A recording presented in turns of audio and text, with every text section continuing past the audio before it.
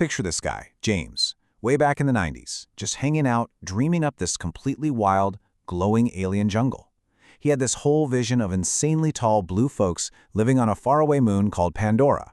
But the computer geniuses had to give him some pretty crushing news. The tech just wasn't there yet. His realistic aliens would have ended up looking absolutely ridiculous on screen. So he just tucked that dream away for a while and went off to direct other massive blockbusters.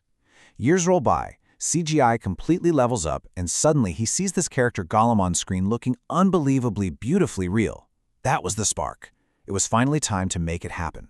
He dusts off this ancient script and pulls together the most brilliant artists he can find to just sit around and dream up bizarre flying beasts and weird purple plants. And he was so obsessed with making this place feel incredibly real that he actually brought in language experts to invent a totally new way of speaking just for the Na'vi. The actors literally had to sit there practicing all these funny, awkward sounds. He even brought in plant specialists to name every single fake alien tree so every leaf had a specific vibe and a real purpose. But then they hit this massive roadblock. You can't just drag normal film gear into a fake computer world. James had to literally invent a completely new way to make movies. So he built this massive, empty gray room they called the Volume, plastered with specialized cameras all over the ceiling. Think of this massive space as a giant, empty digital sandbox just waiting to be filled with imagination. To make that setup actually work, the actors had to squeeze into these ridiculously tight black suits covered head to toe in tiny, shiny dots. All those cameras up on the ceiling were tracking exactly how those dots moved around. It's this wild process called performance capture. Every single step, every jump, every tiny little slouch was being recorded straight into the computer's memory. Just capturing body movement wasn't going to cut it, though. Back in the day, filmmakers just stuck sticky dots right onto actors' faces. But James wasn't having it. He needed genuine, raw emotion. So he rigged up this tiny camera attached to a plastic helmet, pointing directly back at the actor's face. It picked up every single eye blink and subtle little smirk, which is exactly how the computers eventually made those blue faces feel so crazy human. Honestly, imagine being an actor in that setup. You're wandering around a depressing gray room, stepping on plain foam blocks, but you have to pretend you're exploring this lush, terrifying jungle. It must have been completely exhausting. They really had to flex their imaginations, pretending these boring chunks of foam were massive, sprawling tree branches in an alien world.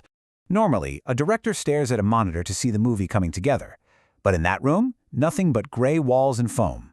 So James engineers another piece of tech called the virtual camera. He'd point this handheld screen at the actors in their black suits, using it exactly like a magic window into another dimension. Instead of spandex and foam, that screen instantly showed him towering blue aliens standing right in the middle of a dense jungle. So the actors wrap up their grueling shoots, and you'd think the hard part was over, right? Not even close. This visual effects crew out in New Zealand, named Weta, had to step in and take on the absolute heaviest lift of the whole project. Those computer geniuses had to take all those recorded dot movements and carefully map them onto the digital blue alien models so they could actually breathe and move naturally. And James was famously intense about getting every little thing right. He was a notoriously strict boss, demanding absolute perfection from everyone. The crew had to endlessly sculpt towering digital mountains, place leaves by hand, and constantly tweak the lighting.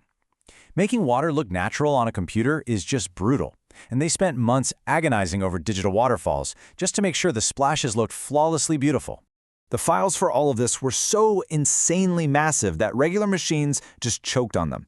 Weta had to physically construct a massive computing system just to process the sheer amount of data. This incredible setup worked day and night like a tireless digital painter, spending hours to finish a single frame, churning out a staggering amount of tiny pictures to build the whole movie. James also decided that standard filming wouldn't pull you into the world enough. He wanted the audience completely swallowed up by the visuals, so he insisted on filming with specialized 3D cameras. These tools used a paired setup designed to exactly match human vision. It was such a bold flex that theaters everywhere were suddenly forced to upgrade their projectors just to be able to play the film.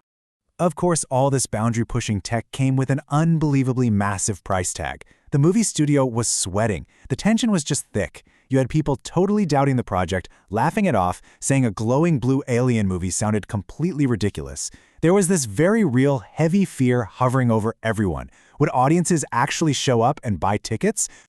While that giant system finally finished the very last frame, The movie dropped in theaters globally, and audiences slid on their plastic 3D glasses, sitting there in the dark.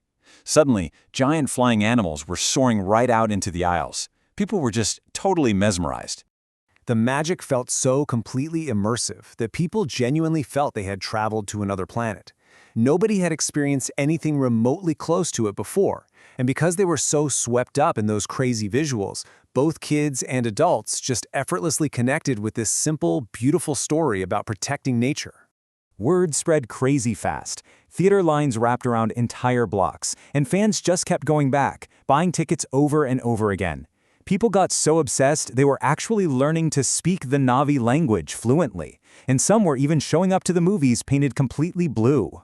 It absolutely shattered the biggest box office records out there, raking in more cash than any film in history and easily claiming the top spot. Those nervous studio executives were suddenly incredibly happy, and James beautifully proved that his wild, glowing dream was a total triumph. And it left behind this massive legacy, completely changing how Hollywood builds fake worlds. Before, they relied on basic tricks, but after this, everybody wanted to use performance capture and 3D.